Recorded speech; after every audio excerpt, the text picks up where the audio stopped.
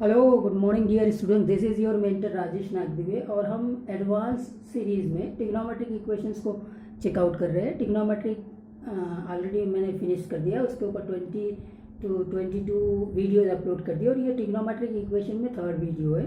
देखिए, आपका CBSE boards के एग्ज़ाम पोस्टपोन हो चुके हैं और 10th के तो सीधा सीधा आपको 10th वालों को प्रमोट कर रहे हैं। तो देखिए, आप अगर आप 12th में हैं और आपने मेंस क्वालिफाइड कर लिया है तो डेफिनेटली आपको एडवांस के लिए प्रिपरेशन स्टार्ट कर देना चाहिए। काफ़ी आपके पास में टाइम आ गया है, टाइम बच गया है, करेक्ट है ना। तो आपके लिए इसीलिए ट्रिग्नोमेट्रिक इक्वेशंस का ये जो एडवांस सीरीज़ है, मैं ये थर्ड वीडियो लेके आया हूँ। और 10th वालों ने क्या करना चाहिए, आज से ही 11th और 12th या 2023 में जो मेंस और एडवांस का कुछ पेपर अपीयर करेंगे उसके लिए प्रिपरेशन स्टार्ट कर देना चाहिए, ठीक है। तो खैर हम आते हैं पॉइंट्स के ऊपर। We will discuss these varieties of questions in this particular video. Okay, बड़े फंडामेंटल्स क्वेश्चंस है। पहला क्वेश्चन देखिए, e to the power cos x equal to e to the power minus cos x plus 4।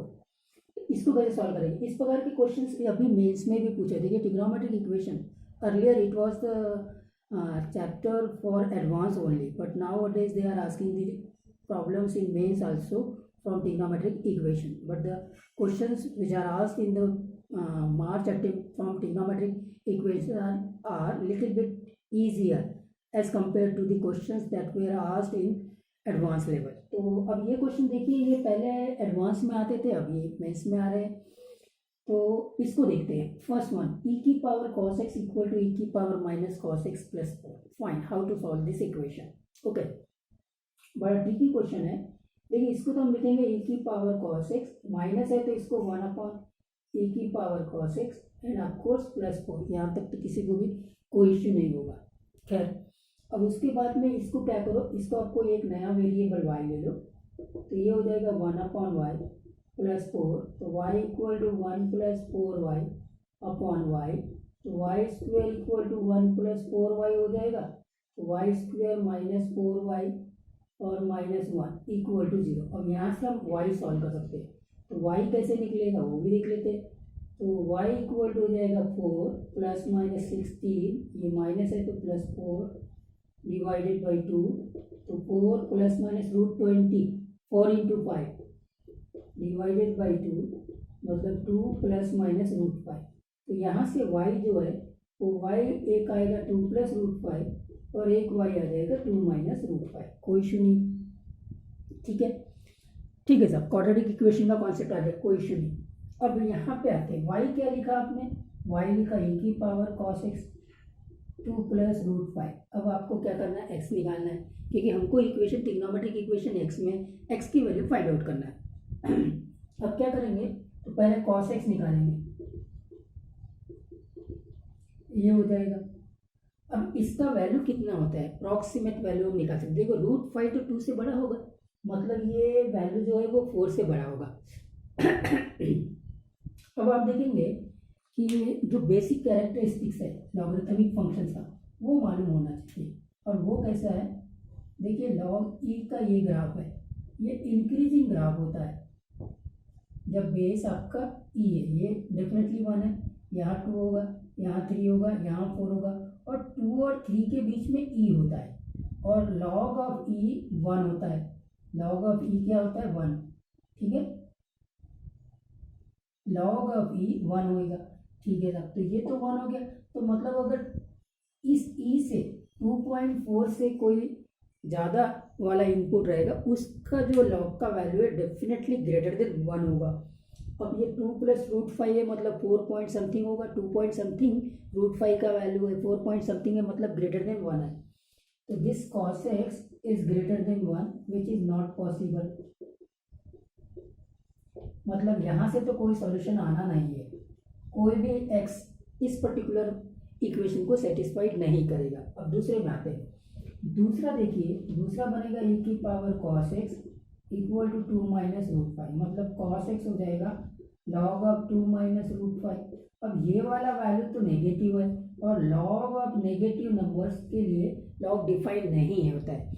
तो मतलब ये भी invalid चीज़ है, मतलब यहाँ से भी कोई एक्स आपको मिलने वाला नहीं है जो इस पर्टिकुलर इक्वेशन को सेटिस्फाइड करेगा। इसका मतलब ये एक इक्वेशन इस प्रकार का है कि यहाँ पे कोई एक्स इसको सेटिस्फाइड नहीं करने वाला है, इनवैलिड इक्वेशन है ये।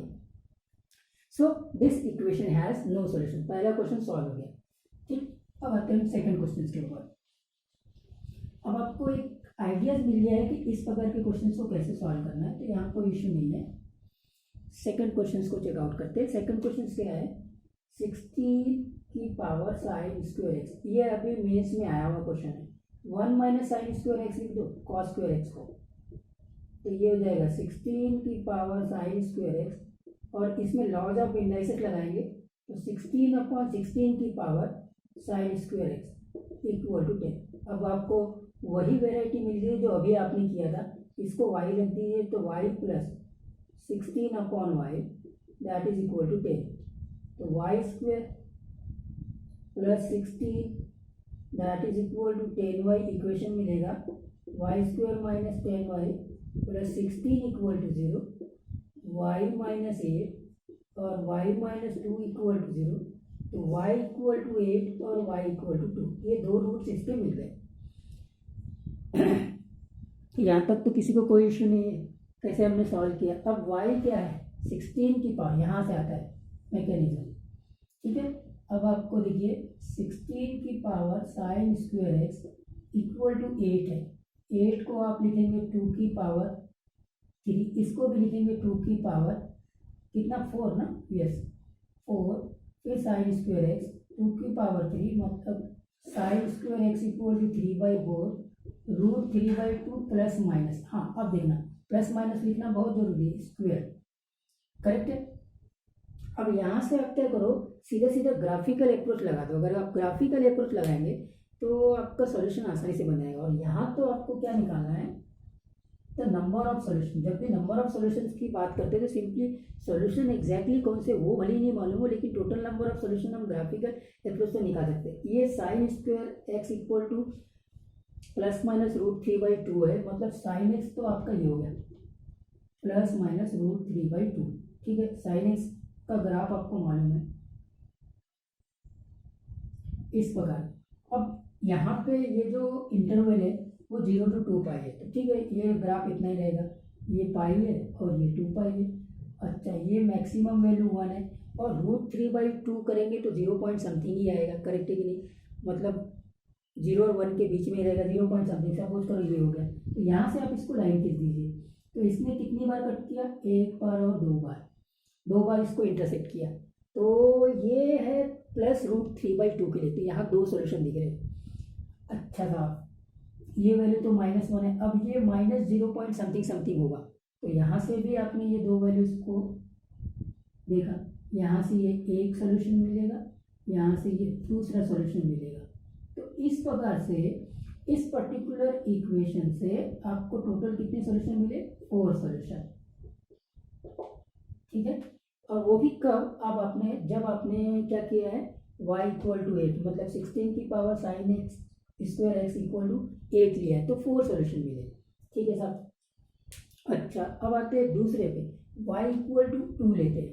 तो y इक्वल टू जब आप 2 लेंगे तो वो कैसा होगा, देखिए ये हो जाएगा 16 की power sine square x equal to 2, correct है, ठीक है। तो ये तो हो जाएगा 2 की power 4 sine square x equal to 2, मतलब sine square x equal to 1/4, मतलब प्लस माइनस 1/2 का स्क्वायर, तो sine x equal to plus minus 1/2।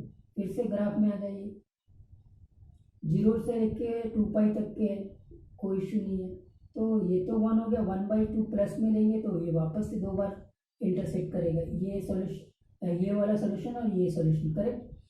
और फिर आते हैं अब -1/2, यहाँ से कट कर दीजिए, तो यहाँ से वापस ये एक सॉल्यूशन मिलेगा और ये दूसरा सॉल्यूशन मिलेगा, तो यहाँ पे भी 4 सॉल्यूशन होंगे। तो टोटल आपके पास में 8 सॉल्यूशन हो गए, 8 सॉल्यूशन, ठीक है।